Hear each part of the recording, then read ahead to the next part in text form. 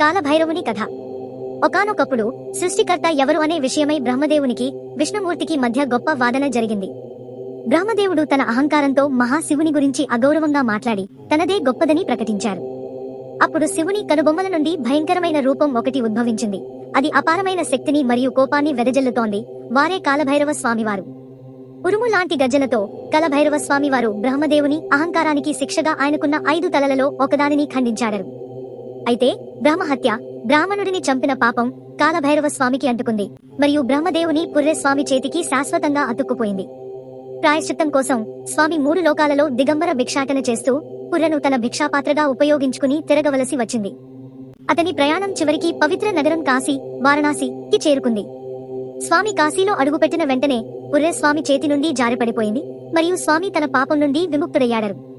ఆ రోజు నుండి మహాశివుడు కాలభైరవ స్వామి కాశీ నగరాన్ని రక్షిస్తాడని మరియు అతని అనుమతి లేకుండా ఎవరూ ప్రవేశించలేరని లేదా బయటకు వెళ్లలేరని ప్రకటించారు. నేటికి కాశీయాత్ర కాలభైరవుని ఆశీస్సులు పొందకుండా అసంపూర్ణంగా ఉంటుందని నమ్ముతారు. జై కాలభైరవాయ నమః.